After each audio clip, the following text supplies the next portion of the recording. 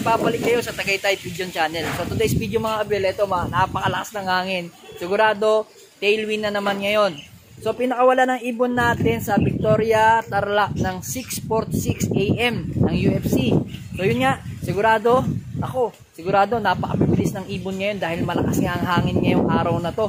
So medyo may may araw naman ng konti pero malakas talaga yung hangin mga Abel. So mamaya din is magpipick up ako ng deliver natin or order natin ng Tolome kasi may umorder sa akin Tolome. So ibibigay ko sa poultry supply yun dito. So yun nga, ako magpipick up nun sa Apalit mamaya. Kaya samahan nyo ako mamaya din. Pero for the meantime, mag-abang-abang muna tayo ng mga ibon natin. Sigurado matutulin mga ibon natin. So yan mga Abel, no? Di naman tayo nagmamadali kaya ilating na natin yan. What's up, guys?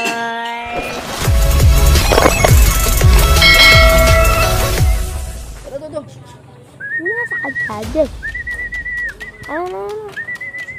Yung pala. Ha? Sa Victoria. Lang, hinilos ko. Libre. Saan ko? Naasan niyo. Huwag ka na mag-ronda. Saan yung daddy? Hindi ko Tayo makita. mo lang. Itim yun na ako na natin. Mukhang nahatak pa siya eh. Ayun, daddy yun. Hindi yan. Ito. Ayun. Yun yan. Nakita nga namin. Ayun. Naradod pa talaga eh. Buwa na. Naronda pa eh.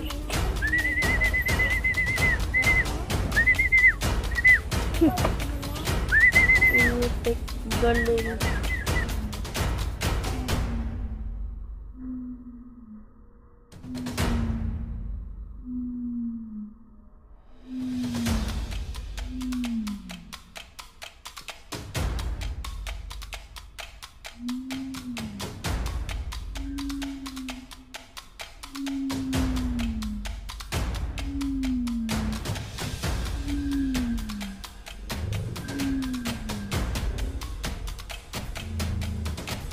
Si Black Check.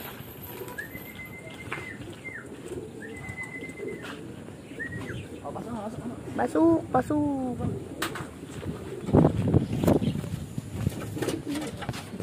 Aray.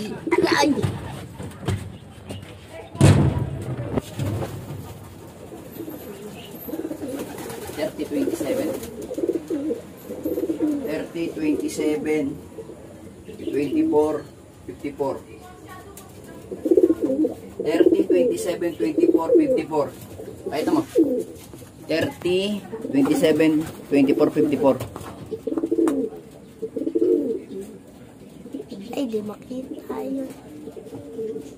3, 30, 27, 24, 53. yun guys, ang speed natin is eto. Teka. Ewan ko lang ha, mga Abel. 1377 yung speed ng ibon natin na si Black Check. Ito si Black Check. 1377. So titingnan natin kung magiging maganda kasi matutulin mga ibon ngayon. So palagay ko nahatak pa nga yung ibon natin kasi nakita ko siya pabalik eh. So ito na nga yung ating ibon na si ito. Sinam na siya. O dito tayo. Abangan na natin yung isang ibon.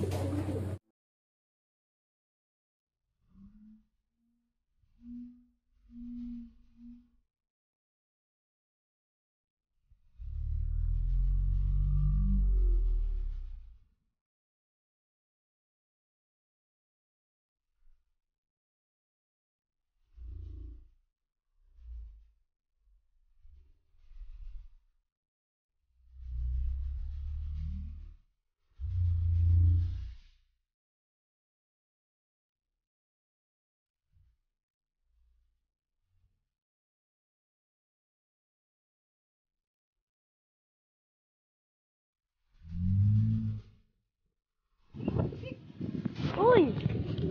Yung stick!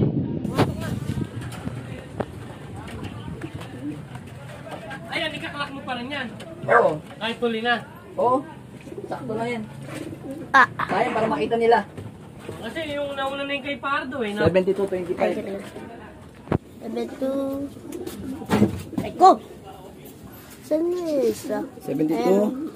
72-25-04-62. 22, 25, 50. Yan. Well, update ko ay sa ibon natin. So ito, tanghali na kaya ipapakita ko sa inyo yung ibon ko kasi kararating lang natin. So yun nga mga Abel, sarado lang natin to kasi medyo malakas yung hangin sa labas. So yan, mamaya maglilinis naman tayo ng loop natin. So ito papakinin na natin ang ating lap winner. So ito mga Abel, itong si Tutubi Desmet is lap winner kanina. Kanina lang kasi ganito yan. Ang speed natin is 1377 itong ibon na to. Nagulat nga ako, sabi ko napakabilis. So anong nangyari yung ibon natin? Nanggaling dito. Nakita ko na siya. Dumaan. Kaso bumalik siya. Papunta siya doon, pabalik ulit ng norte. Sabi ko, akin yun na. Bakit? Parang gusto niyang bumalik na hindi. Tapos bigla nga nag-cly. Yun nga, naka-ronda pa siya siguro mga 3 beses nakaikot bago siya nakababa. Kung bumaba siya ng ano lang, nung dumating siya, hindi na siya bumalik at dumanding, siguro nasa speed niya, nasa 1.4 at sigurado lap winner talaga siya. So kanina, hindi pa nagka-clock yung mga taga Bataan tsaka bandang Makabebe at Masantol, siya yung lap winner 1377. Kaso yun nga, sabi ko nga, after mga 15 minutes yan, sigurado may magka-clock, kaya abang-abangan natin yun. Ang nangyari, number 44, 45 ata ako sa clocking. Kaso magkahiwalay ang clocking ng Pampanga at Bataan. So ngayon, possible nga is number 4 overall tayo sa pooling. Congrats nga pala sa mga nanalo. So, kasunod ko rin lang si Bro Madla. So, congrats din sa'yo. Medyo maganda rin ang pukpok ng ibon natin ngayon. So, yan. Nakabalik tayo dito kay Tutubi ng 500. So, ito nga yung sticker niya. Yung mga Abel, napansin nyo kanina. Yan. Yun yung sticker na ginamit natin ganito. To. So, yan. Ito yung ano. So, ito naman is nasa 1,011 speed na lang. Ito si Tencel Kikay. Yan. So, yan, no? Yan yung isa nating inilaban pa. Kaso medyo mababa lang speed niya. Nasa 1,1.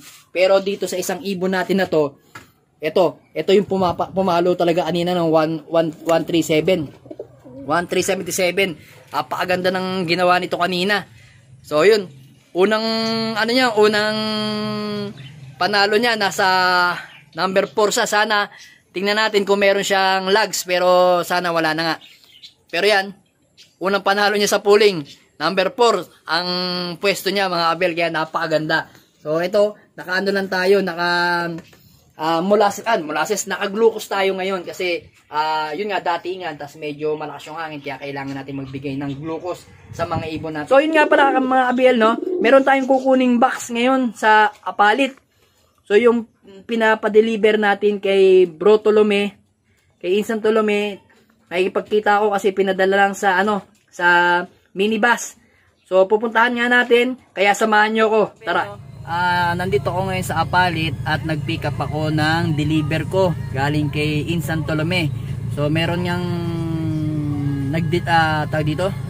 nag-order sa amin ng probiotic poultry. So sa akin nga nag-order, sa akin pinadala ni Insan Tolome yung probiotic. So yan mga Abel, ito yung ating, pakita ko lang. Ay, Brain, ano mga yan, andali lang po. Papakita ng anak ko. Ayan. Yan yung ating, iharap mo ganun yan. Di makita. Yan. Yan yung ating box na pinadala sa sa minibus. So mamaya i-open natin yan sa bahay. So yun nga mga Abel, ito yung ating pinick up sa Apalit. So ito nga is bubuksan na natin, i-unbox na natin kasi ibibigay na nga natin tong order doon sa poultry.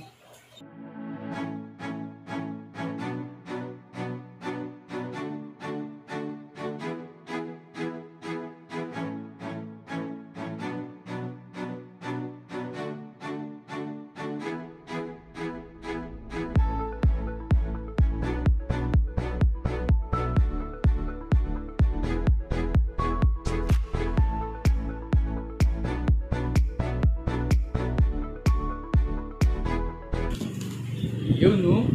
Kitang-kita mga Abel, Uy! Apakaganda. Tolome, probiotic. Yan ang natin mga Abel. Ito yung deliver natin.